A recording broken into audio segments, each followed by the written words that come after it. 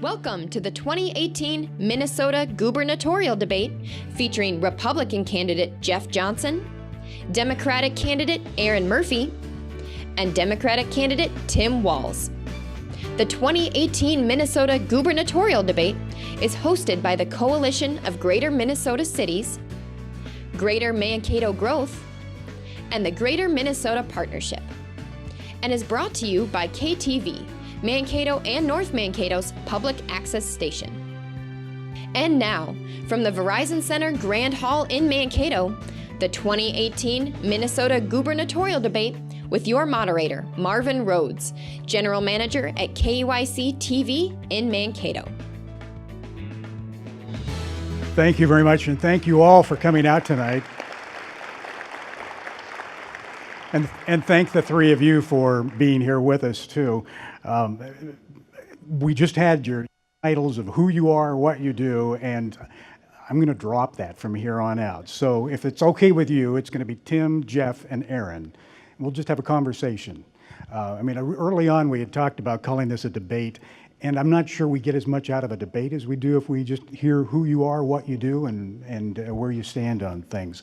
So the Republican candidate and former Governor Tim Pawlenty, as most of you know, was invited and declined to come here tonight. And then Lori Swanson, who we were looking forward to having here with us, her mother, I think, had a collapsed lung, and they've got some medical needs tomorrow morning, I think, in Wisconsin, so she had to bow out. But our thoughts and prayers and best wishes are with her and her mom, and we'll see her again some other time. We didn't call this as a debate, as I mentioned a moment ago. We're calling it more of a conversation. And I'll give you a couple of the ground rules now, that unless otherwise indicated, each candidate will have 90 seconds to respond to questions. And timekeepers we have down here in the audience are going to give us some cues, so we'll know where you are with like 15 seconds to go, and then when they give you a sign, it's done, or I'll just say, hey, it's enough, we're done, we're moving on. We've heard it all before. As the moderator, I do reserve the right to ask some questions if I think there's probably some follow-up to that. And if one of you feels like you need to respond to something somebody else said, just give me the look, and I'll see if I can. Yeah, thank you, Erin. And I'll try to catch your emotions there. So, and in order to maximize our time, let's not have any applause or any outbursts from the candidates or from us out here in the audience too. So with that, I'd like to get right onto the very first question. Tim, we'll start with you. And that is that over the last several years, and especially since the election of President Trump, the so-called rural-urban divide has been one of the defining aspects of our political discourse. Our electorate seems more divided along geographic lines than ever before. And the question is, how will you bridge the divide between metro and the rural voters and create a vision for Minnesota that is inclusive of Minnesotans in every part of the state? Well, thank you all, and thank all of you for coming tonight and caring enough about the issues and about governing that you would take time out of your summer. Welcome to Mankato, the place that I call home, the place where my children were born and go to school, and like so many of you, the places that we create a life and a lifestyle that is second to none. This issue that's come up of divisions, and it is nothing new. It gets there are those that use it for political gain. There's those that try and make the difference. But let's be clear about this. There are differences between metro areas and greater Minnesota. It's a bit patronizing when people say, no, there's no differences. There certainly is differences about the needs of rural communities. We would never say that to folks in North Minneapolis or in East St. Paul, amongst communities where we celebrate our diversity. And I think here, you don't have to guess how I would bridge this divide. You've seen how I've governed as a member of Congress, of bringing people together to solve problems, of trusting the people closest to the decision-making to make those decisions. So that's why I'd also like to thank the Coalition of Greater Minnesota Cities, a group we've worked with on crafting legislation from how we deal with wastewater treatment plants to how we tackle this issue of affordable housing across southern Minnesota. So tonight I hope we get a little bit of an opportunity to talk about our Greater Minnesota and our rural vitalization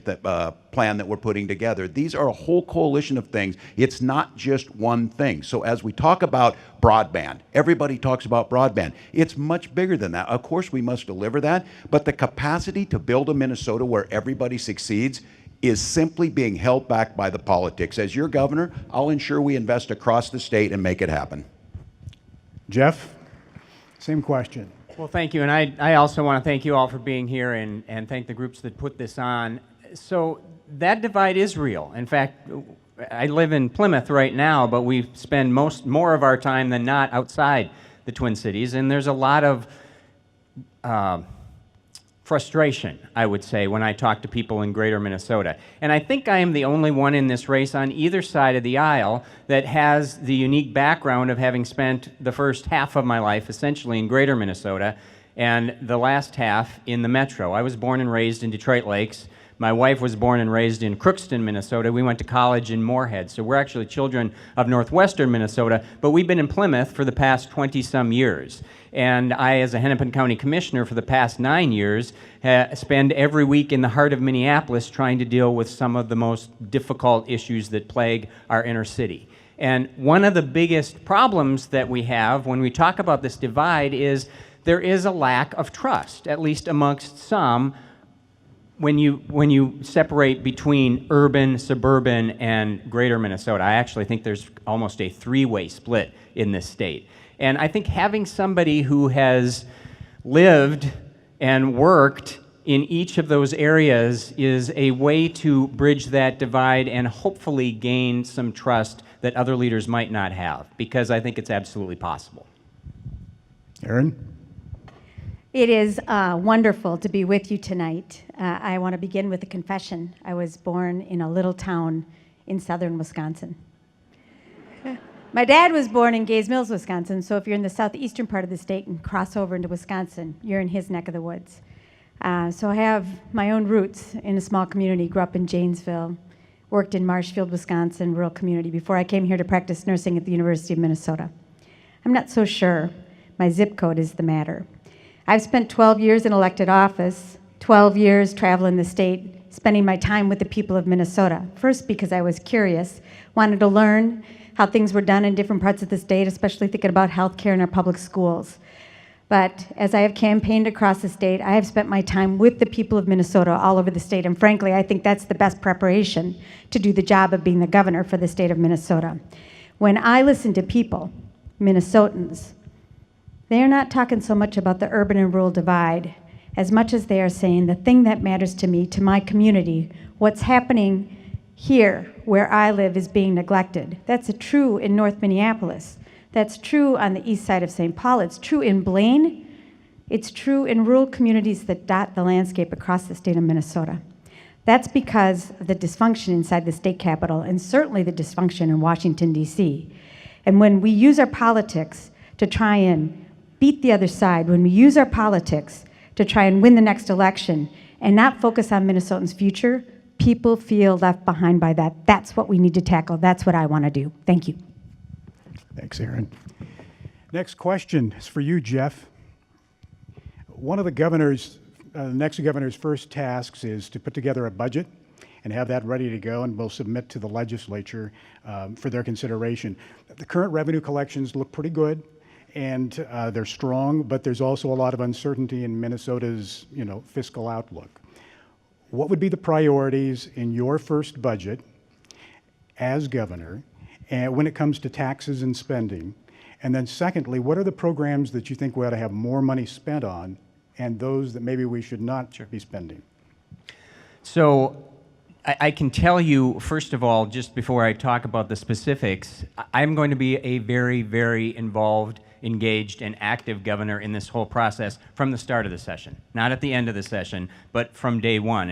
And frankly, for me, it'll be day one as governor-elect, and the first thing I'll start working on with both parties is to try to figure out this tax conformity issue that blew up at the end of session, because I think that has to be our top priority. With respect to the budget, my priorities have always been, whether I'm on the county board or in the House or now as governor coming up, will be K-12 education, because our Constitution requires that. It will be transportation, and it will be a safety net for the most vulnerable people in our society. What should we spend more money on? I'm not sure that I can name anything other than possibly roads and bridges. I happen to believe that we spend too much money. right now as a state. We've seen a 53% increase in state spending in 8 years. I don't believe that is sustainable. Where do we actually reduce spending going forward?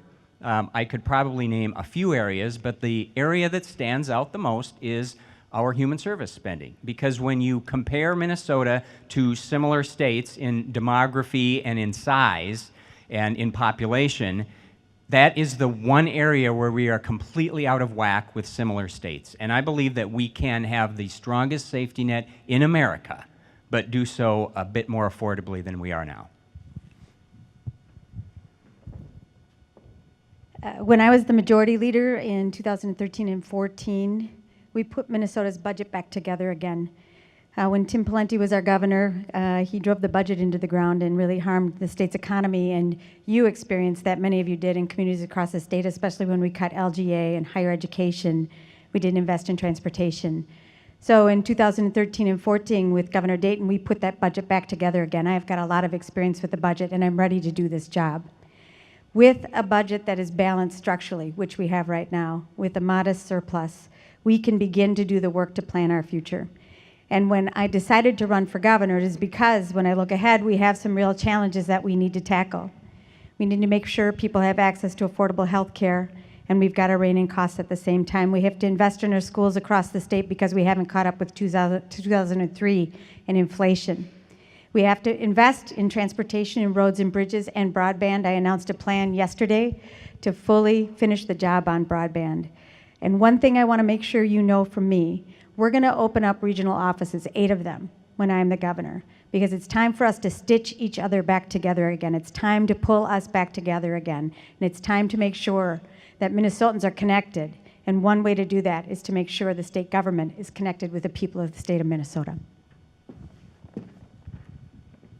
We have to change how we do our budgeting. We have to make sure we don't end up in the last 12 hours of a session where we have a 800-page document sprung on people.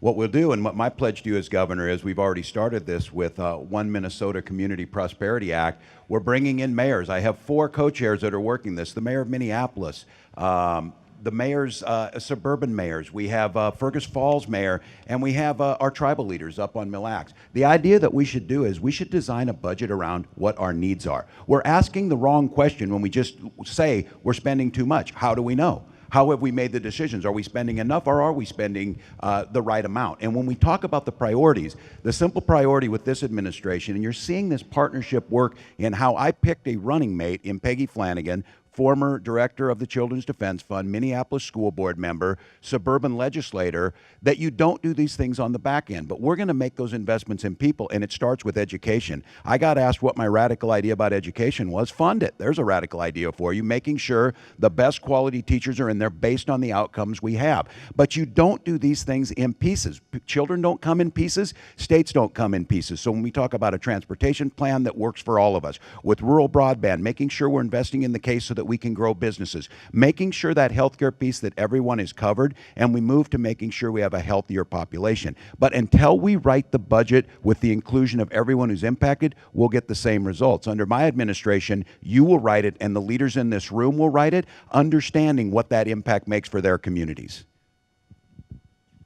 Thank you. Erin, you're next with a question. And you brought up LGA a moment ago. And LGA, the local government aid, supports communities throughout Minnesota. And it helps them pay for, helps us pay for public safety, libraries, streets, parks, and other services that residents rely on and also businesses rely on.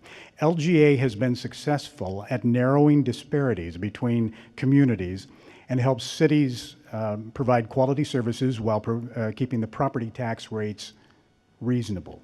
The question is, are you committed to making LGA a budget priority, and will you support a significant LGA increase?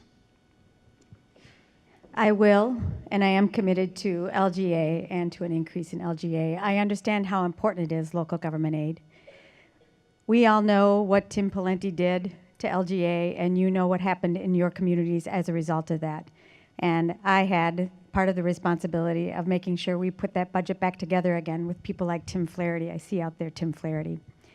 So I know how important it is to our communities. It's lifeblood. So yes, I'm committed to it. We did some reform to the formula when I was the majority leader to make it a little bit more equitable across the state, to make sure that it was modernized, and yes, to an increase. Remember the Minnesota Miracle. The Minnesota Miracle was predicated on sharing the benefits and the burdens of the state's economy and the budget to make sure that across the state people had what they needed. That's the principle that I will use when I'm the governor, that we share together to make sure communities across the state have what they need, that we're not leaving people behind. And LGA, school funding, county program aid, those are our tools to make sure that that happens. I'm committed to that. Thank you. Tim?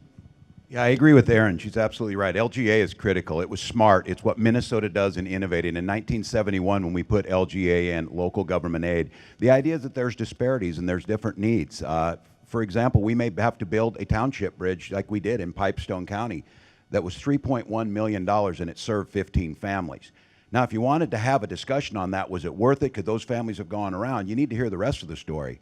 Those 15 families feed 50,000 people. The bridge was built to specifications for agriculture out there. If you don't do balancing in how we do this, you have the haves and have-nots. You have school districts that have to go back to the voters locally with a diminished tax base asking to raise property taxes to just fix a leaky roof while they drive by schools that have dome stadiums and turf fields. My pledge to you is to bring back LGA to what it was in 2002, keeping it pace with inflation. You're going to get a chance. Jeff's going to get an answer. He was in the legislature in May of 2003 when they cut $150 million. At that point in time, LGA made up 4% of the general budget. It's not even 2% now. The people in this room of moving money closer to the projects and those essential things, and essential things in one community might be different from another community. It might mean fixing a wastewater treatment plant or building a child care facility, or maybe even this, the idea that we might enhance our communities with a water park that makes a difference in quality of life so Greater Minnesota is better. As your governor, we will get back to where we were, we will continue to invest, and we will make one Minnesota stronger together. So I suspect I'm going to stand out a few times today, and this will be the start of it. I'm not going to make any promises to spend more money on anything because I don't think that's responsible. And you know, I suspect that you'll hear lots of promises to spend more on everything that comes up today from the other two up here on stage. But we have seen a huge increase in spending, so I'm not running around the state saying everybody who asks me a question about more spending, yeah, we'll spend more, and then I'll have to figure out how to deal with it later. My understanding of the origination of LGA actually makes sense, and I support it. I have been told, at least, that it was created to help smaller communities, particularly in Greater Minnesota, small and mid-sized communities, particularly in Greater Minnesota, that had a tax base problem, that had trouble providing basic services without sending property taxes skyrocketing for their citizens. I think that actually makes sense, and I've always been supportive of local government aid. I don't think the formula does that anymore. And yes, some tweaks were made a few years ago that probably made it a little bit better, but the bulk of that money is going to the 3 biggest cities in this state. My city of Plymouth doesn't get LGA, and it shouldn't, because our city doesn't need it. We are able to provide what we can provide by taxing our people and our businesses. But I know small communities all over this state that need that help, and I'm perfectly comfortable with that. I will not make any promises, however, to increase the number. I can make you a promise that we will work more on the formula so that it serves those most in need. Thank you. Let's see, Tim. Question for you now is on childcare, because over the past several years there's been a growing concern, and you know, I'm on the board of Greater Mankato Growth, and you know, we have good folks in this community that are working on making this place a good place for people to come work, live, and raise their families. But one of the things you run into is childcare. You got to have great schools, and we have terrific schools here. But the childcare is the big issue, and it seems to be throughout most of Minnesota. The question is, what's the state's role, as you would see it as governor, in addressing the shortage of childcare in Greater Minnesota? And are there policies or programs that the state should adopt that will increase the supply of childcare? This issue And those of you, if you're a little older and don't remember this, and I'm out of that phase now, of remember that's one of the most important decisions you make, of trying to find quality child care providers to take care of your children. I applaud Governor Dayton's move to making sure we move to universal pre-K.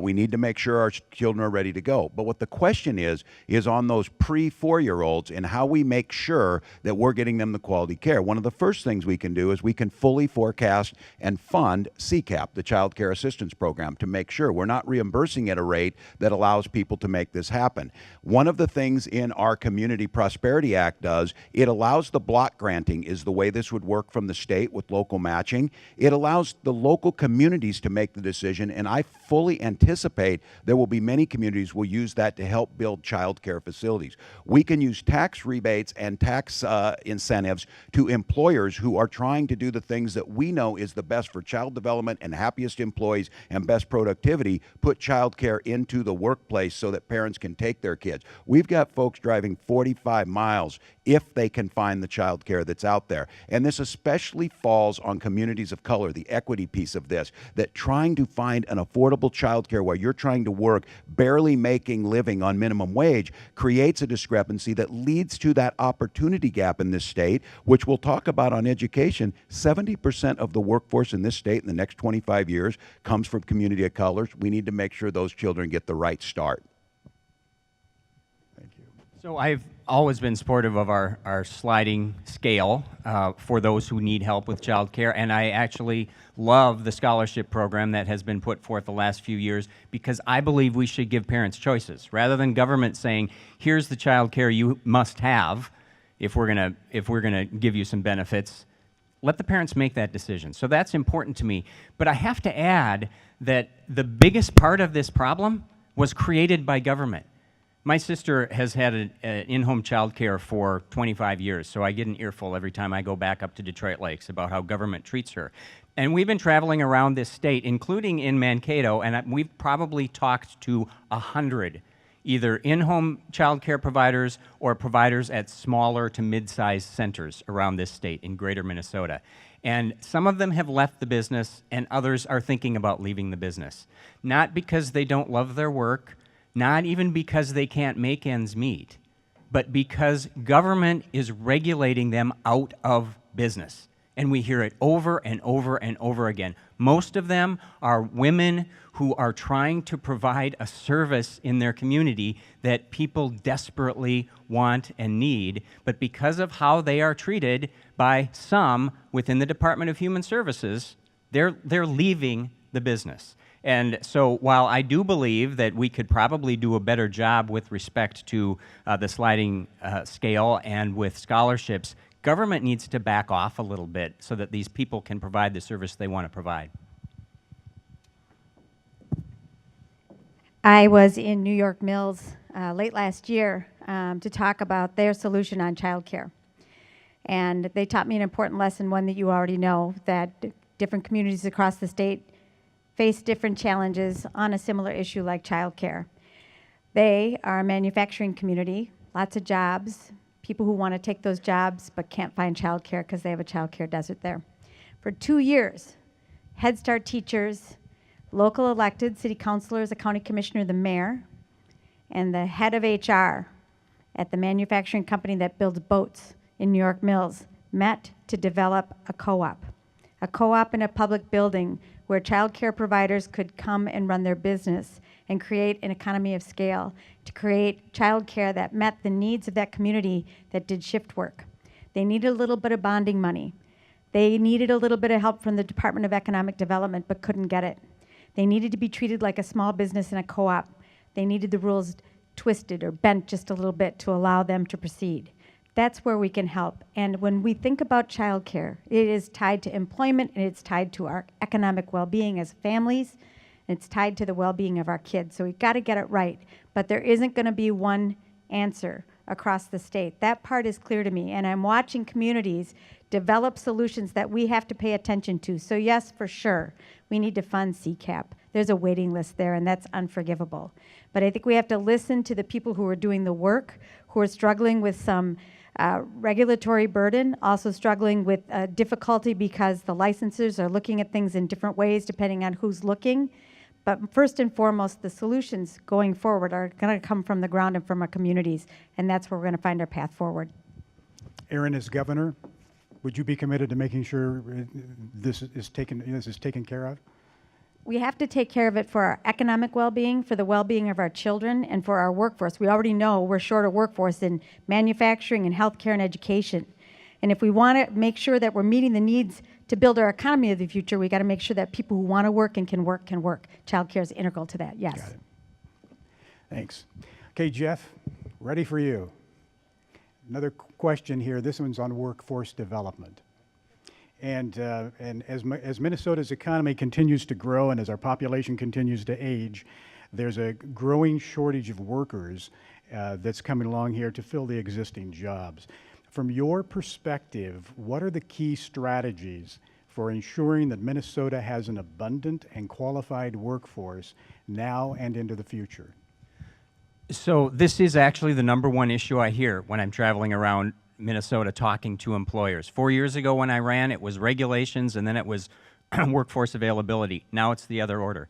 It's workforce availability and regulations, and we have employers that simply cannot expand even though they want to because they cannot find the people with the right skills to do it. And part of that is simply a training gap, and there's a lot that government can do to make sure that the business sector is working with our high schools and with our tech schools and with our colleges to make sure that our kids are getting the skills that will help them to succeed in a decade or so. But I actually think there's a bigger issue, and it is I don't know if cultural is the right word, it's an attitude issue. There are an awful lot of people in our state who believe that if a kid doesn't go and get a 4-year degree, that kid is not successful. And I'm actually going through that right now. We have a son who is a junior and going to be a senior in high school. So he's going through this process now of making a decision. 4-year college might be right for him. He might choose something else. I know there are people in our community, if he chooses something else, that are going to feel sorry for me because my kid didn't go to a 4-year college, which makes me so sad. Because we should be so proud of these kids who make the right choice for them and, frankly, help fill a need in our state right now for skilled workers that maybe don't need a 4-year degree. So as governor, I will use that bully pulpit to constantly be trying to change that attitude and introducing to Minnesotans all the benefits of something other than a 4-year degree. Great.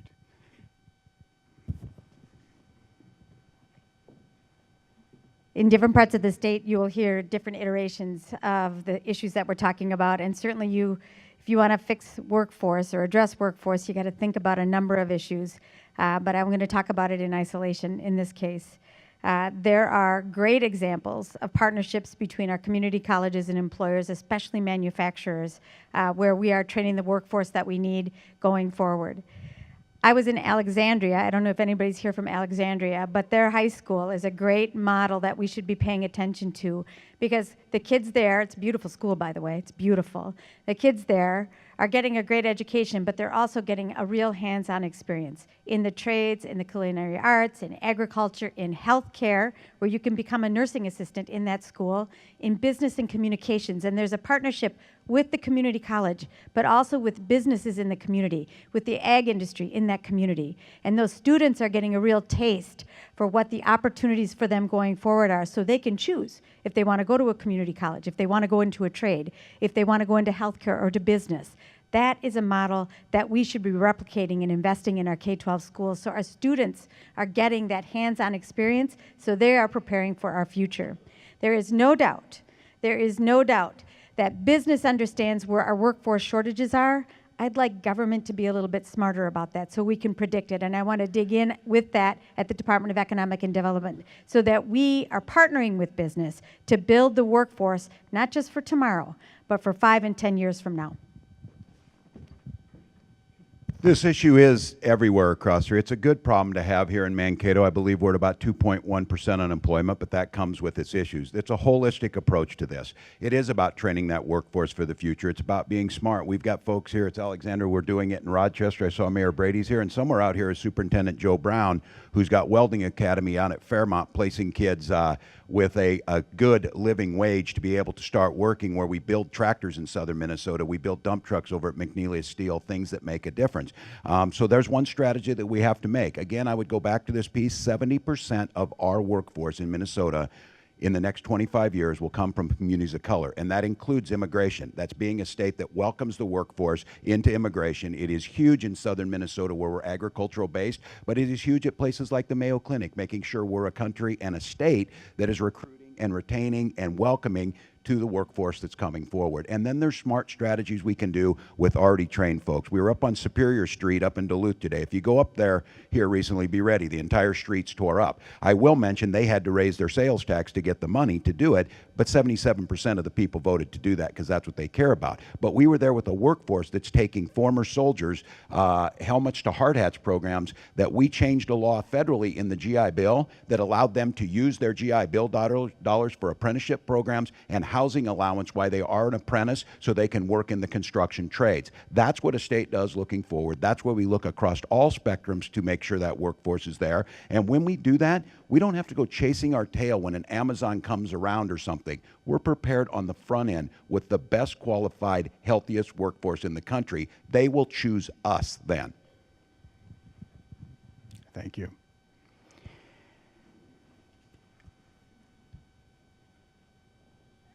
I was just going to say, Greater Mankato Growth has spent a lot of time with the business people in this area addressing this issue.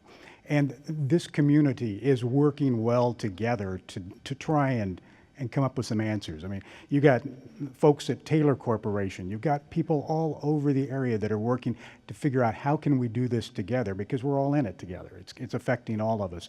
But I think we're all going to have to be more creative and figure out ways to do it. One of them, I was talking to somebody here today, the television station where I'm at, some of you saw because you've been out there to do some interviews. We're doing a lot of construction. We are buying top-end, brand-new, state-of-the-art equipment that there are not a lot of people trained on. And so what I've learned is there are television stations around the country that are begging for people to be able to run this kind of equipment. We've got a college across the street with Dr. Parker. I got to go across the street and say to Annette, let's talk about this. If you can do the classes, or if you can do the schooling part of it, we've got some hands-on over here that we can help you teach people, and then you can send them out into the rest of the world. But I think that's the way the rest of us have got to begin to think, is how can we do this? And it takes care of us, and it takes care of, getting people back out into the workforce. So thank you. Thank you. We'll see how it goes. Come visit with me. We'll see how it goes. Erin, it's your turn. And we've kind of hit on a couple of these things, but the immigration and workforce, many leaders in greater Minnesota see the addition of new Americans as key strategy for dealing with our current workforce shortage. And anybody who works in a business out here has a sign in their window that says we're hiring. However, the current national discussion around immigration and the welcoming of refugees is one of the most divisive issues in American politics today. Under your administration as governor, what would be the state's role in welcoming immigrants and refugees into the state's workforce? And I'll toss this in here too, since I brought up South Central College. On our newscasts today, and I don't know whether you guys saw any of those or not, thanks, Tim. No, the college has just announced that they will be the first in the state to be teaching. Starting August 27th, they've got classes to teach Somali, the language. And it's for people like me who don't have a clue anything about the language. But they're stepping up over at the college to do that. So good for those people over there. All right, you're off. So when I was elected, the watchword was immigration is a federal issue. Let the Congress take care of it so we have one national policy. And that makes a lot of sense to me, except for the Congress isn't doing their job right now on that issue. And we know that there are employers in Minnesota who are worried about what we're hearing from the White House in terms of immigration. We know there are Minnesota families who are being chased and some being deported, separated. We know what's happening in the border, which from my perspective is reprehensible. Minnesota has always been a state that welcomes people. In fact, one of the things that I'm most proud about us is when I listen to Minnesotans, they say we care about each other, we're going to stand up for each other. And when I'm the governor, the people who live in Minnesota who are working here, who are paying their taxes and contributing to the state, regardless of their documents, they're Minnesotans, and I'm going to stand up for them. We need to make sure that Minnesotans and people from other states and other parts of the world are coming here and bringing their creative talent, their energy, their ambition to build our future, to work in the jobs that we have today, but to build our future. And the rhetoric that we're hearing from Washington, D.C. is rhetoric we're going to hear in this election that's meant to divide us against one another, and that might win you something in the short term, but it hurts us in the long term. And it's time for us to take a long game look at the state of Minnesota, at our workforce, and make sure this is a place where people say, I want to go live there. I want to live there because it's cool and I will be welcome there, and that's what we're going to do together when I'm the governor.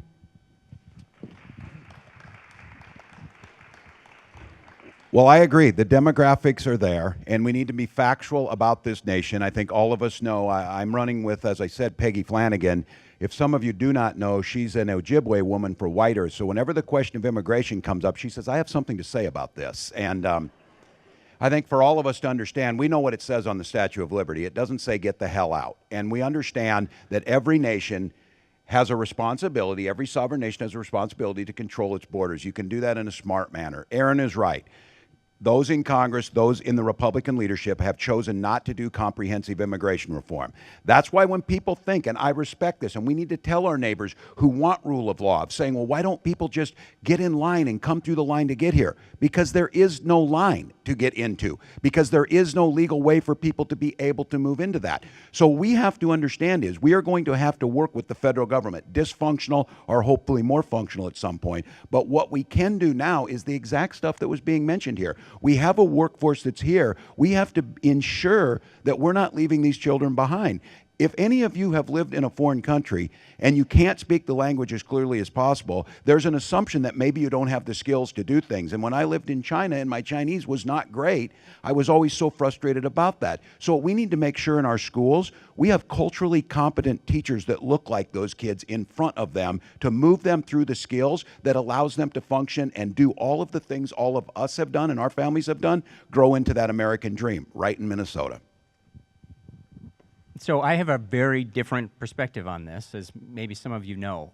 I don't believe that we should be a sanctuary state. I don't believe that we should dismantle or ban ICE. And I have taken a position on the refugee resettlement program saying that I think we should end our participation, at least for the time being, until communities that have real concerns, legitimate concerns, not racist concerns, but legitimate concerns about the cost to their communities, actually get an answer to that.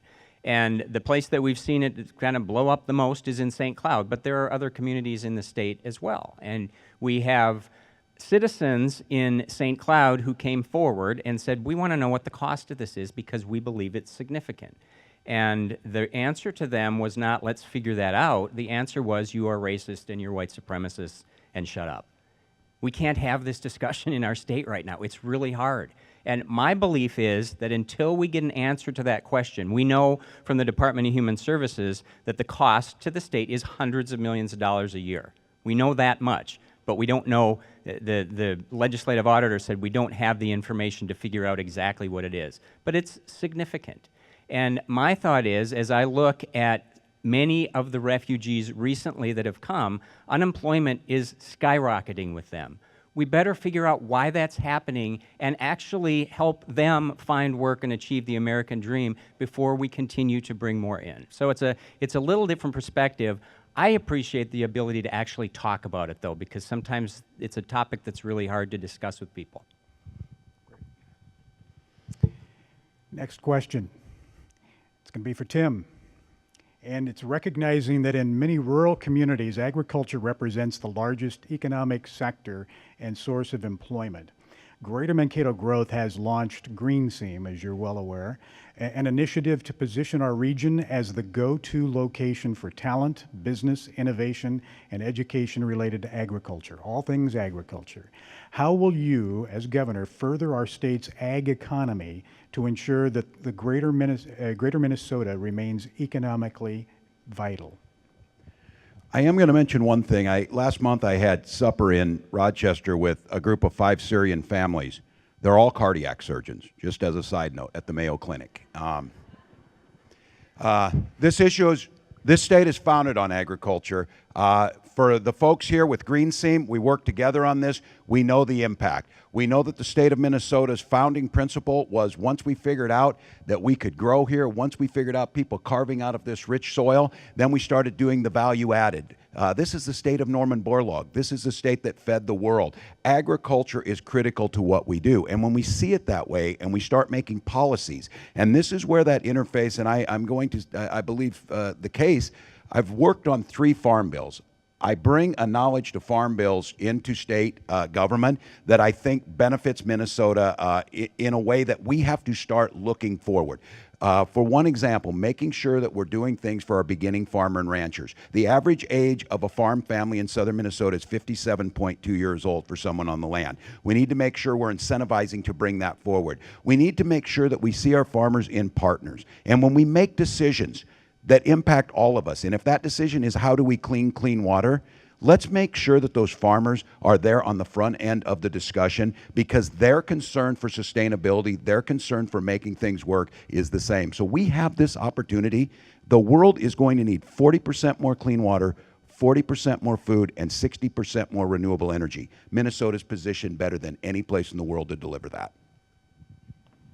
So I think one really important job of a governor is to be a cheerleader for what your state does on the world stage, and I will be for the food that we produce in this state. But as I travel around this state, and some of you know this firsthand, farmers are really hurting, especially smaller farmers and mid-sized farmers. And every single rule or regulation that government puts on farmers could be the difference between failure and success for them. And what I talk about more than anything else in this race is that we have to change the culture and the attitude in some of our state agencies from that of controlling and directing and telling everybody else how to farm their land or run their business or raise their kids to actually serving the people who pay their salaries.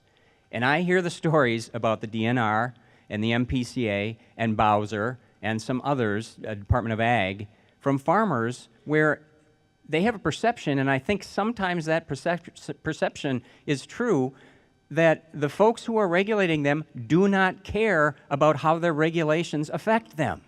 And we have to change that culture. I don't think it will be easy, but I think that is the biggest thing we can do, and with respect to farmers, and it's what I will wake up every single day to do as your governor. I'll be on a dairy farm in the morning. I'm pretty excited about that.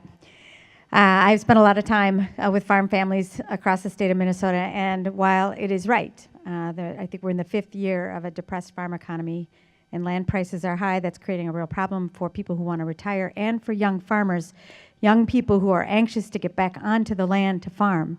I feel very upbeat about what I am seeing and hearing from young and mid-sized farmers and from the ag community across the state of Minnesota.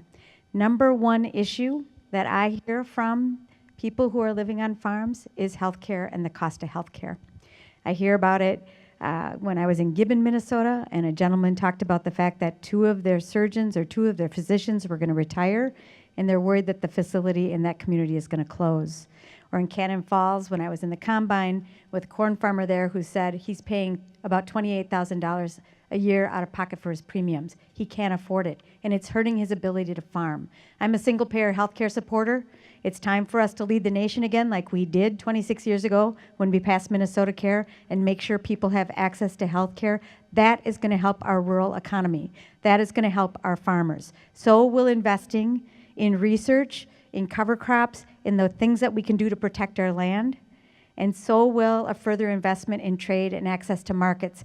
And when I think about the current inhabitant in the White House and what he's doing with tariffs, it is time for us. We're going to have to make sure that we're doing all that we can to get access to markets for our farmers and their crops.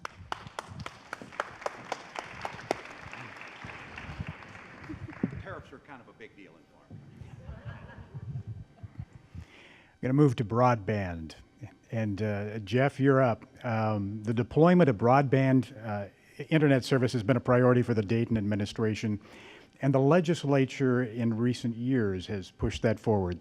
And since its creation in 2013, the Border-to-Border Broadband Development Grant Program has allocated $85.5 million in grants to to broadband projects throughout the state. How much money should the state invest in broadband, and how should projects be prioritized for funding? So I'm not going to give you a number because I don't know what my budget's going to look like, and I don't know what the forecast is going to look like. I won't make one up. That might make me different, but I'm not going to make one up. What I will tell you is I talk a lot about how we need to improve the business climate in this state and how we have to be more welcoming of entrepreneurs who want to create private sector jobs.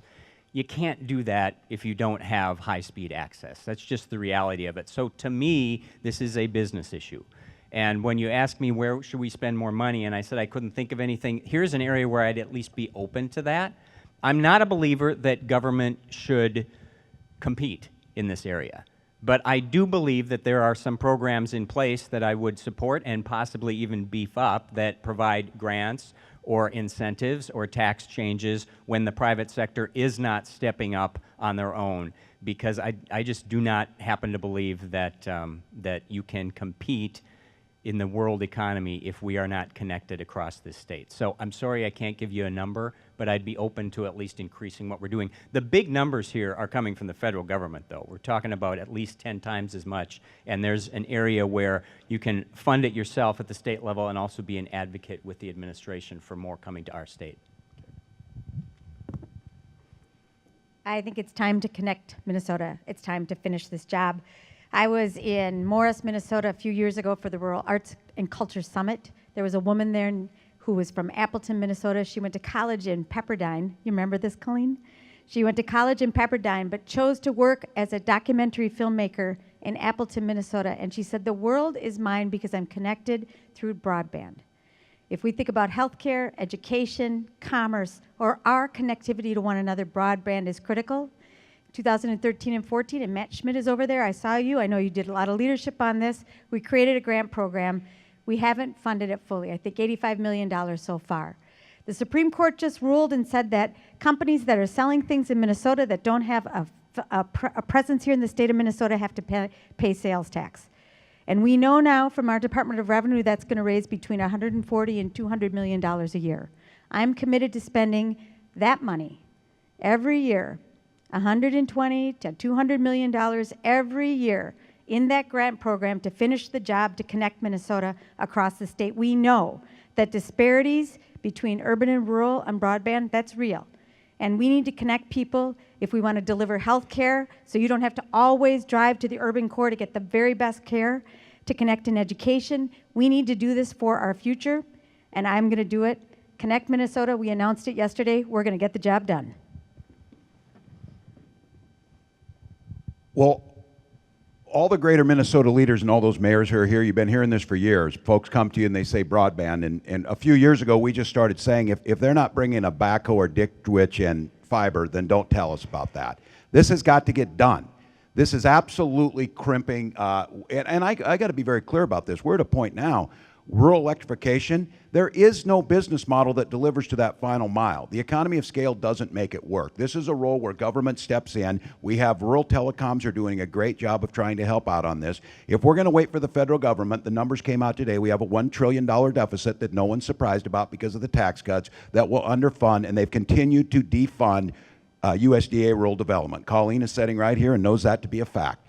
This is real. It is real, as Erin's story said, it's as real as this. Jeff is right. There's some things we can do to streamline in childcare. A lot of this training for childcare recertification can be done online, unless, of course, you're in greater Minnesota and you can't do it online. And then it makes it difficult to make that happen. We're seeing incredible breakthroughs where we've used the technology that we've developed at the Department of Veterans Affairs to bring telemedicine out to areas where we couldn't normally do that, saving people money, saving time, reducing healthcare costs. None of that is possible unless we make the case. In our community prosperity that we came together in the plan that we launched, it's ambitious. We're doing $300 million because it has to get done. The need is about $1.2 billion. There's a lot of people in DC and there's a lot of people now that seem to know the cost of everything and the value of nothing.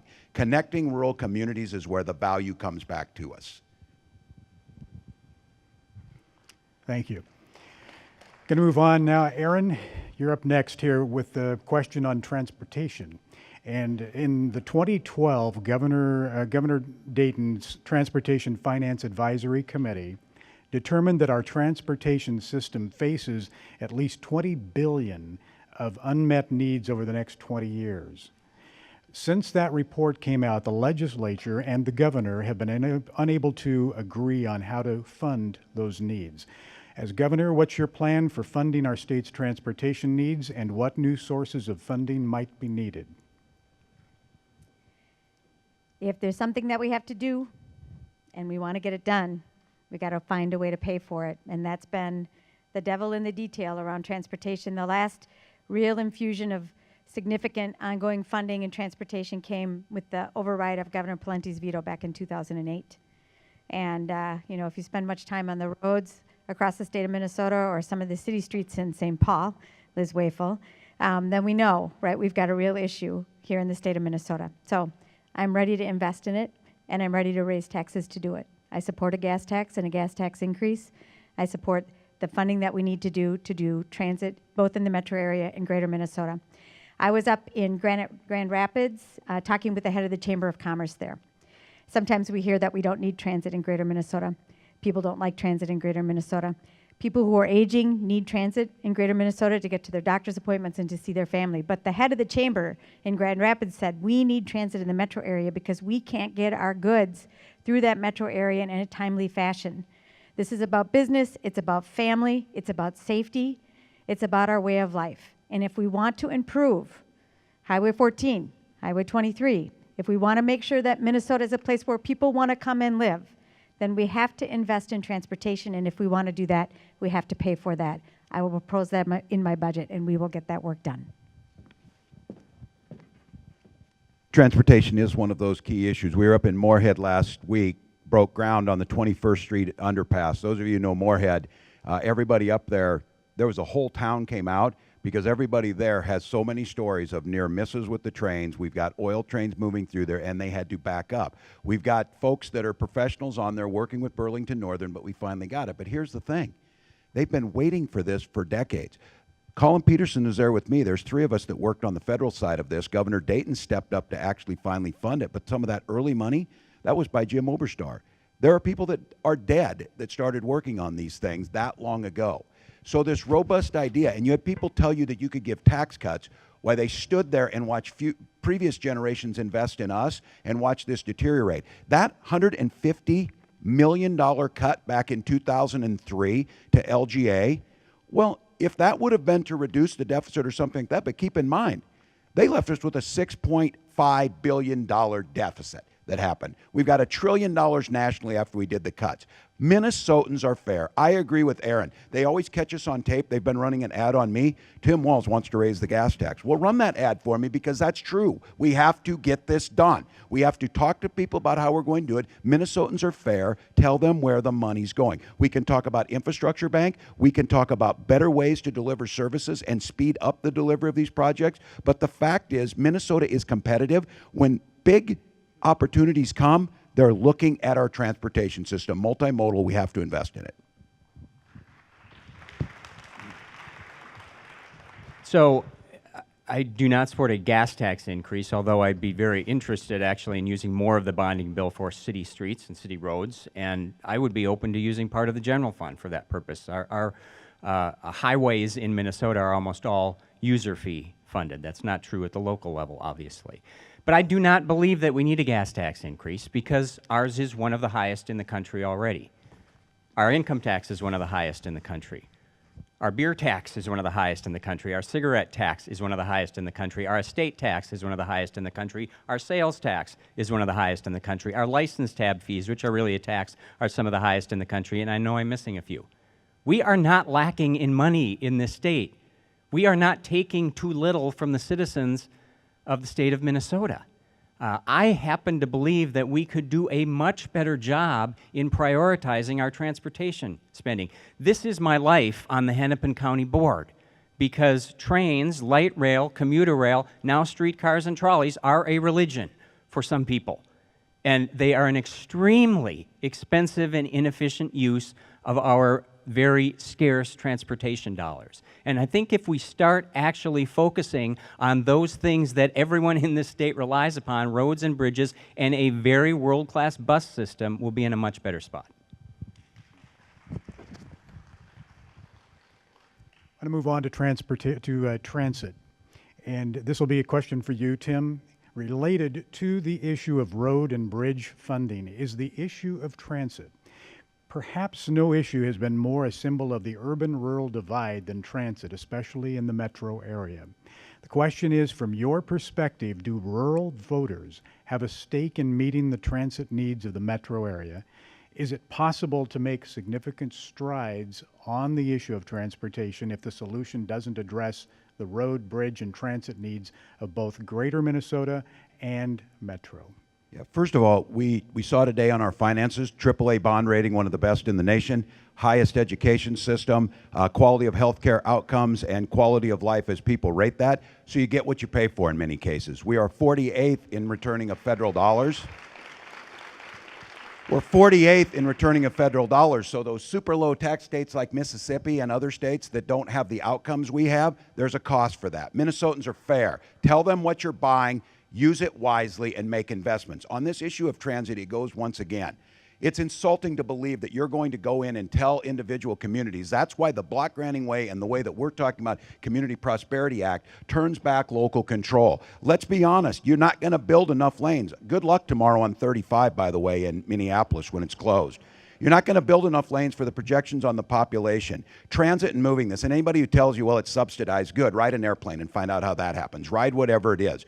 The idea is if it's the most efficient way to move people, reducing carbon emissions, and it's what the community wants, the investments in moving those people in Minneapolis, they are moving from some of the biggest Fortune 500 companies to some of the best entrepreneurs. They're stopping by Target Field, and guess what? They're not stopping at the socialist re-education camp at the end. They're going home. That's what they're doing. So in Minnesota, when we built that bridge in Pipestone County for those 15 families, it benefited all of us. We're stronger for it with a diverse economy. This is a false issue that's been brought up, meant to divide us. It's multimodal. You don't divide the two. And by the way, there's rural transit all over here that we move people all over. So we need it.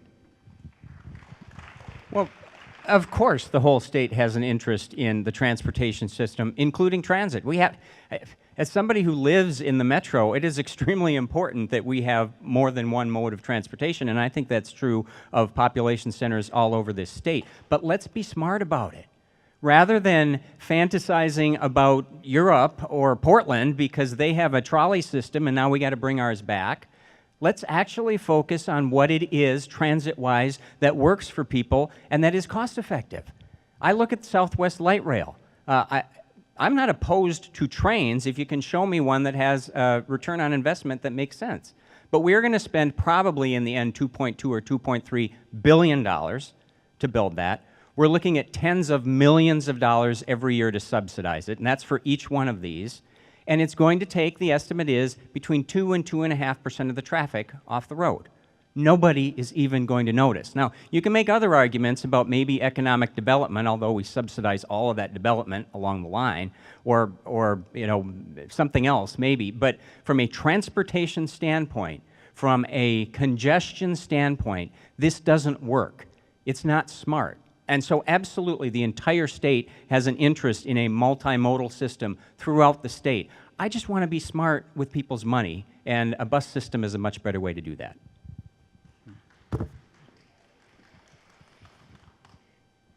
For sure, we should be smart with people's money. We should be concentrating on building Minnesota's future. And maybe it is the case that transportation and transit has been the hallmark narrative around the urban and rural divide. And I hear Minnesotans pushing back on it all the time. I always wish that people who were talking to me about the urban and rural divide would get in the car with me and meet more Minnesotans that live in different parts of the state, because we share common values, we share common aspirations for our families, we have common needs, and transit is one of them. If I talked to a woman, we were in Grand Rapids again. She needed to go to chemotherapy. She needed a way to get to chemotherapy. She could not drive herself. She didn't have family living close by. We're leaving people stranded if we're not willing to talk honestly and about the way people lead their lives. We do need to invest in transportation. We do need to invest in transit. We will be smart about doing that.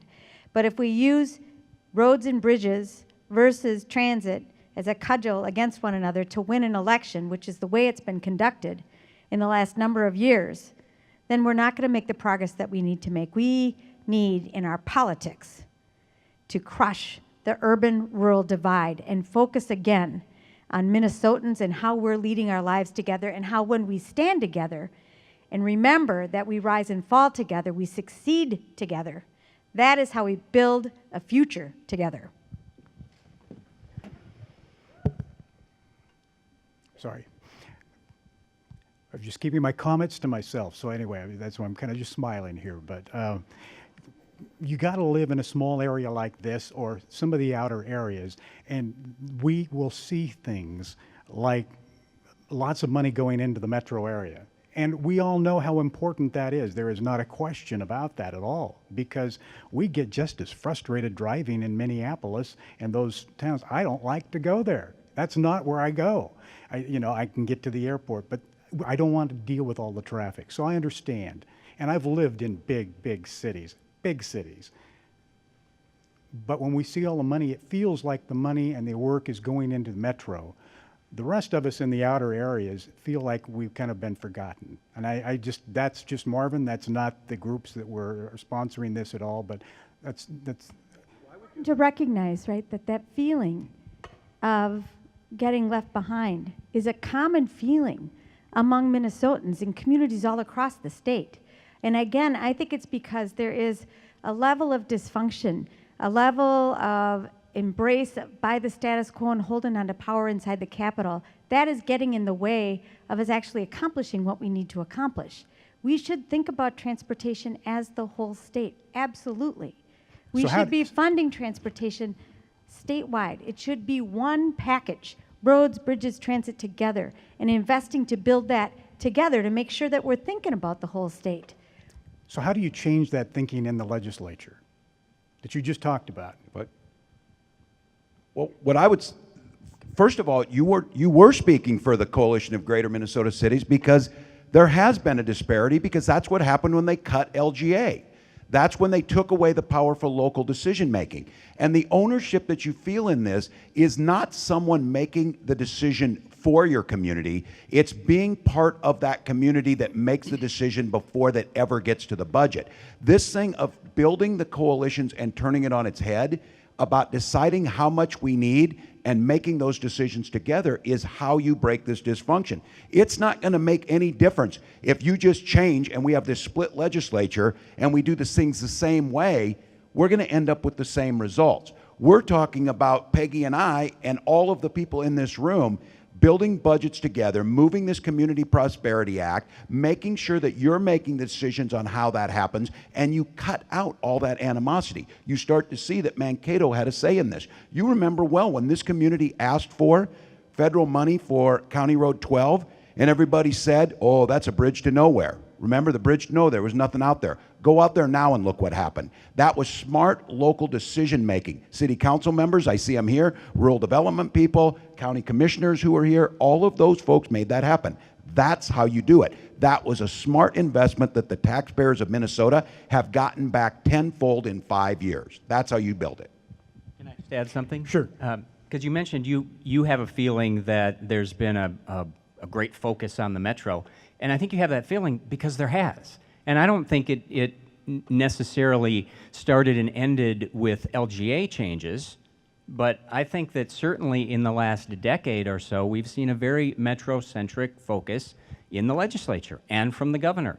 And when you look at the funding formulas, whether you're talking about LGA, whether you're talking about K-12 education, or whether you're talking about transportation, I think that that is true. And I think in order to correct that, I think it would be very helpful to have a governor who has a foot in both of those worlds, because I think you can gain more trust in trying to negotiate something. Okay. I was in Wilmer, it was probably 2 months ago now, at a candidate forum, and there was a woman there who said, you know, I live out here, I farm out here, my kids are in school here. I have a real interest in what's happening in the Capitol, but how will I know that you are going to, as the governor, represent my interests, because I can't get to the Capitol? And I said, you know, I will come to you. You don't have to come to me. I've been doing that for 12 years, and I will. And then we talked about opening up these 8 offices, these regional offices across the state. This is really important from my perspective in terms of bridging that feeling that we're getting left behind and changing the narrative inside the legislature. And I will say, elected officials are often behind the behind Minnesotans. In this case, I think they are, because Minnesotans they're frustrated as well with this us versus them. Whether it is us versus them, Democrats, Republicans, us versus them, urban, rural, us versus them, men and women, us versus them, people of color and white people. Minnesotans are frustrated with that, and they want a legislature and a governor who are going to focus on them again and to build our future. So I said something. I put out on social media, we're going to open up these 8 offices, and I got a note back from Tom Harkin. And at first I thought that can't be really Senator Harkin, but it was really Senator Harkin. And he said, open up those offices and make sure that you are also creating a mobile unit so you can get into smaller communities and connect people back together again. Sometimes people say, if you just have dinner with the legislators and get to know them better, we will break down these barriers. There are entrenched interests that are hanging on to power inside the Capitol, and it's going to take us together to break that up. It's going to take us together demanding something more and different from the legislature to actually make this happen. And it's why I'm so committed to being with the people of Minnesota, moving an agenda through this campaign, that then we move this agenda again when we get into the legislature. And when we bring our powerful voices to bear on those issues, we can actually make the change that we need to. That's what I want to do when I'm your governor. Thanks. I would just say this, that you're right. You have to change the players in this. I don't travel to greater Minnesota. I wake up here. That's a difference. Great. Jeff, you've been sitting there quiet to a certain degree, so you... That was a really good line. It was. We all know he wakes up here because we see him everywhere. Yeah, exactly. Next question is going to come here to you, and it's on water quality, because folks in Minnesota has nothing more dear and close to their hearts than water quality. And throughout 2 terms, Governor Dayton has made improving water quality a top priority. However, the effectiveness of efforts to regulate both agriculture and municipal sources of pollution have been questioned. The question is, what's your plan for improving water quality in Minnesota, and how do you propose finding the right balance between environmental, agricultural, and industrial? So I have yet to find someone in Minnesota who didn't care about the quality of the water. I don't think this matters what party you're from, and I don't think it matters what part of the state you live in. And I don't think it matters what your profession is, whether you happen to be a lawyer or a farmer or a teacher. Everybody is concerned about this, and it's one thing that one of the things we have in this state, there are several, but one of them are our natural resources, and it makes us special. And so I don't think this is a terribly partisan issue. However, the way it's been handled the past few years is not working well at all. I look at the buffer strip law, for example, or rule, and the way that came down on farmers, it was a one-size-fits-all edict from on high. And it probably is working for some farmers, but I know a lot of farmers who it's not working for at all. And their complaint is, why aren't we included in solving a problem that we also care about? So for me, the answer is, let us take a look at some of the things we're doing, whether you're talking about the nitrate rule, whether you're talking about buffer strips or other things, and let's step back and say, let's figure out who is being affected by these regulations and absolutely include them in the decision making. Let's not make it all one size fits all. Maybe it can be based locally on the watershed district rather than statewide. And I do believe that we should always have a scientific peer review before we're passing on these rules about water. It is, I agree with Jeff, the case that Minnesotans value our water. It's high priority, it's a strategic asset, it's cultural for us, it's about who we are. And I think that when we have a shared value like that, that gives us a very strong foundation to do the work that we need to do to protect it. And we know we live in a state that engages in industries that threaten our water. The way we salt our highways and freeways can impair our water. The way we participate in agriculture can impair our water. It could be the case that copper nickel mining could be a threat to our water. So is development, when you think about White Bear Lake, a threat to our water. I think we should invest more in research at the University of Minnesota and at the Natural Resources and Research Institute, so we are modernizing and one step ahead in investing in solutions that help us protect our water. We need to continue to invest in cover crops and conservation practices in our farming. And I know, growing up in a rural community in southern Wisconsin, that farmers are engaged in that kind of work, doing their part to protect our water. We also have to modernize our water infrastructure. We've got billions of dollars worth of work to do on our wastewater and our drinking water infrastructure. And frankly, there are small communities like Tower and Curry, Minnesota, who don't have the tax base to do that, and a long waiting list. We've got to step up our game on that to make sure that communities are able to produce the kind of clean water that we expect across the state of Minnesota. And I agree with both Erin and Jeff that this clean water piece, and I think this is a place where we can come together, but we know how divisive this one gets. When I was first getting ready and I was going to announce that I was going to run for governor, I had some folks around me who were good thinkers, political thinkers and everything, and they were in unanimous agreement. They said, oh God, whatever you do, don't touch that damn mining thing up north. So the next day I drove to Virginia, and I drove right into the heart of this, because that's what you should expect. We need to build the coalitions to solve this. I have had the privilege of representing the 9th largest agricultural district in America, and I'm proud of it. And I agree with Jeff on this one. This is an agricultural state, and you need a governor who's proud of the work that we do here. I also know that our folks want to get this right. It's that consultation on the front end. We tried something in the last Farm Bill that worked. We called it conservation compliance. And people feel strongly when they own their land and they're doing good practices. But we need to have regulations in place to make sure that we're meeting those standards, that we're protecting people downstream. But we don't do it by taking land from people out of production without compensating them for that. And what we said in that piece was, should you choose to not follow the regulations, there's going to be fines and things that would happen, but there's other things that we're not going to punish you for. But what we're going to do is no federal help. No crop insurance, no anything else. If you're not making the right decisions, taxpayers shouldn't be investing with you. It was voluntary compliance. In the first year, we got 98% compliance, meeting the standards. When you treat people with respect and bring them in, we work together to solve these problems. That's what Minnesota needs to do across the state on water. Thanks. Question for, who am I going to next? Erin? Erin, you're it. If Tim Pawlenty was here tonight, what question would you want me to ask him? Do I get this too? You'll get your turn. Yeah. But Erin gets to go first on this one. What question would you want me to ask Tim Pawlenty? If he were elected governor again, what would he do differently to make sure that he didn't leave the state with a $6 billion budget deficit? Thank you. Tim. Why does he think Minnesotans want to go backwards? Jeff. Oh my gosh. Where do I start? I guess my question would be, how in the world do you think you can win if you don't even go out and talk to Minnesota voters before the election?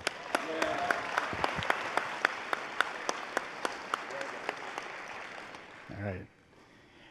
Question here on, and this one's maybe a little too long for the amount of time we've got left, but everyone claims to hate the current level of divisiveness, as you guys have talked about here a little bit, at the legislature. I mean, out in the hinterlands and out in the rest of the world, it looks like we've got a legislature that doesn't have a clue what they're doing. They fight, it doesn't look like a good use of our money.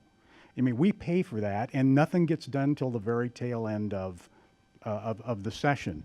And on May 31st, immediately following the conclusion of the most recent legislative session, Greater Mankato Growth hosted 5 area legislators for a post-legislative debrief for the business community and anybody who wanted to come that was part of Greater Mankato Growth. None of you 3 were there. I took notes for you. Let me share with you some of the things they said. And these guys are people who are committed to the community, and they're committed to Minnesota, and they're committed to the legislature. some of the things, there was a common chorus of them working together, but there was also a common chorus of frustrations, and here are some of their key thoughts. Are you taking notes? There was talk about medical coverage for rural areas needing more attention. A direct quote was, "This session, we didn't get the job done." Another direct quote was, "Appalled that home health workers haven't had wages appropriately increased in several years. More time needs to be spent looking at the legislative process. The omnibus bills," or in some other states they refer to it as the Christmas tree bill, where you throw everything in at the end of the session. They said, get rid of them. The legislature needs more transparency available in standalone bills, single issue bills. So if somebody votes no on it, you know who voted no and who has supported it, rather than 900 pages. And because there's things in there that you can't support, you've got to vote no on the whole thing. The process, they said, must change, and there can be good things in a bill, but you have to vote against it, as I just mentioned there, because it contains something that you're against. One last thing here from the notes. One person noted that the most successful legislators are the ones that work with everyone, including the governor. And I thought that's very, very good. I mean, they know it. They've all got to work together. The question here, Erin, and you're up, is why are you uniquely qualified to bring lawmakers together around the difficult issues facing our state and basically pull this group of people together that sometimes look a little dysfunctional? And will you dial down the divisiveness that seems to pervade the atmosphere at the state legislature? So 12 years of experience in that body, and I have deep respect for the institution and for the people who serve there, and I know I see at least one of my colleagues in the audience, and there's more than one. It's important that the legislature function well. It's important that the legislature and the governor work together well. I want to say that before I came here earlier today, I was at the funeral for the correctional officer, Joseph Gam, who was killed in Stillwater. There have been many requests on the part of the governor to fund additional correctional officers, and the legislature has essentially turned its back on that. We didn't do the work that we needed to do on elder abuse. We didn't do the work that we could have done on opioids, and it's because the legislature's gotten too bound by how we're going to win the next election. That's why we're seeing those giant bills. That's why we're seeing things leveraged through at the very last minute to make the governor have to choose between things he wants and things he doesn't want. When I'm the governor, I'm not going to sign a bill into law if it hasn't had 24 hours on the desk, even if it's something I like. We're going to put things back in the conference committees again so that there's a deliberative process that the public can follow so we can see it.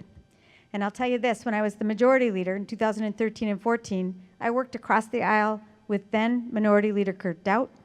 We got our work done. We got it done on time because we negotiated together the amount of time that we were going to spend on the bills. I've worked with Republicans, with Democrats, with and against Tim Pawlenty, with Governor Dayton. I have the experience to do this job. I know what I'm seeing happening in the legislature, and I know what to do about it to make that different so we can together get the legislature to get a budget together, get our work done, and build our future. Well, let's be clear. If we don't fix this, it puts everything we do in our democracy at risk. And it also means most of us can't go to Thanksgiving dinner, too, so we've got to fix that part of it. Let's be honest. The system sets it up to be partisan. And I have to be honest. Those in here know there's 435 congressional districts. There are 4 Democrats sitting in a district that Donald Trump won by 15% or more. This is one of them. There are 10 districts in all. We have divided ourselves on that. During this Democratic primary and endorsement process, I stood in front of a group, and you just bared your soul, and they told you what one thing really bothered them about you, what your fault was.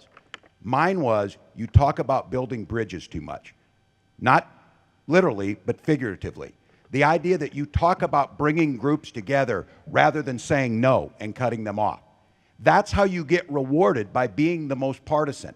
You didn't elect me here in Mankato and southern Minnesota to be partisan. You elected me to get things done. So when I went to Congress on all kinds of issues, working on farm bills, but here's one for you, that if you remember back not too many years, the debate about whether our LGBT sons and daughters should be allowed to serve openly in the military.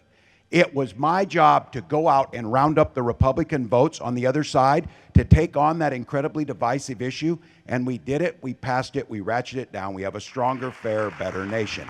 That's how you do it.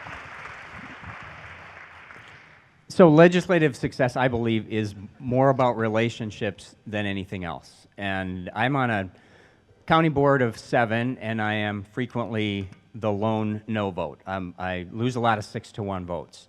But I have excellent relationships and mutual respect with the 6 people on the board who don't agree with my worldview. And the reason is they say, Jeff, we always know exactly where you're coming from. You don't try to couch things or say different things to different people. And you do it in a way that is not nasty or mean or emotional, but actually want to have a discussion about it. And I think that is how a governor is successful with a legislature, whether it's the legislature of your own party or not. And I will be a very engaged governor from day one rather than wait to the end of the session. And this dysfunction, I talk about this more than almost anything else in the race. Unfortunately, it seems that in Minnesota, we have just resigned ourselves to the fact that every session ends in chaos, and that it's going to be 10 minutes to midnight when the 3 people behind the closed doors come out and say, here's the deal, and plop the 400-page bill on the desks of bleary-eyed legislators and say, hey, you got to vote on this or we're going to have to go into special session. We shouldn't put up with that anymore. I've been John Marty and I, who's one of the most liberal members of the legislature, totally agree on this. And I have said very clearly, as governor, I will veto every garbage omnibus bill that does not comply with Article 4, Section 17 of our Constitution, regardless of which party sends it to me. And until we have a governor who starts doing that, we will never solve this problem.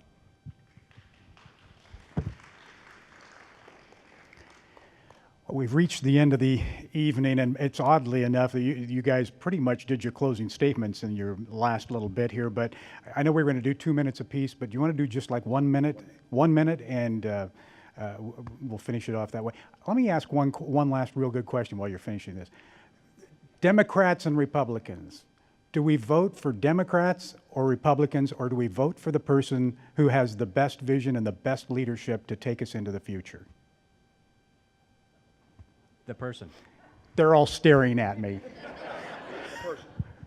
You vote for the person? You vote Tim. for the vision.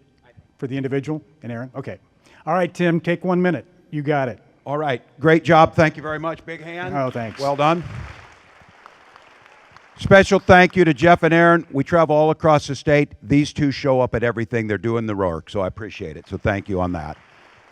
To all of you, thank you for making this such a great home. I'm a school teacher.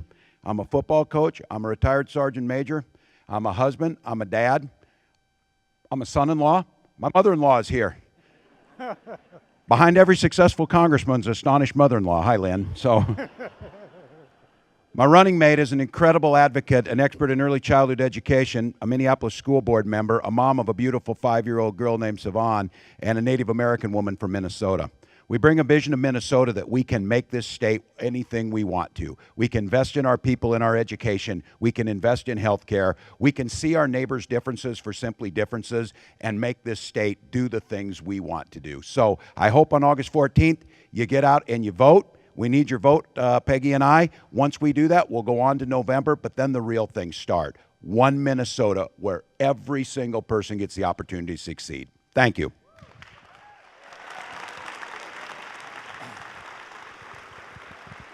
So I want to share that thanks, and I want to share it with the 2 or 3 people up on the stage with me. Thank you, guys. And actually, I have enjoyed having people show up at debates with me, even though they're Democrats, and we always have a good discussion, so thank you for that.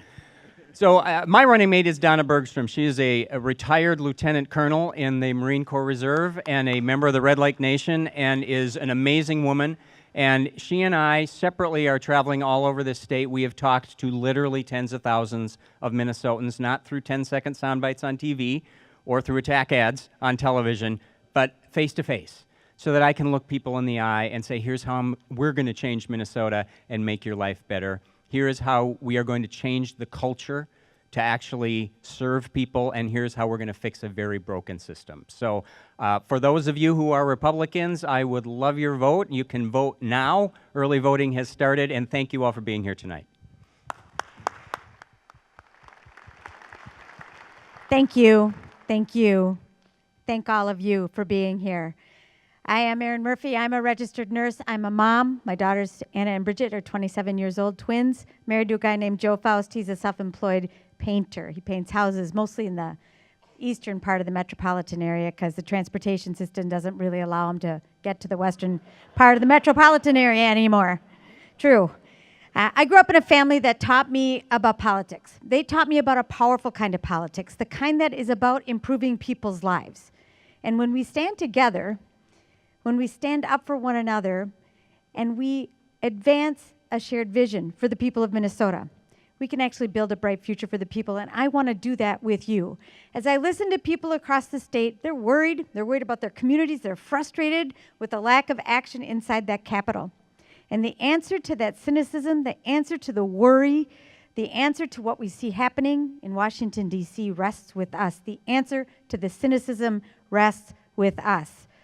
I hope that you will join me in this election. I hope that you will join me and vote for me on August 14th. But use your vote. Use your superpower. Let's build our future together. Thank you very, very much.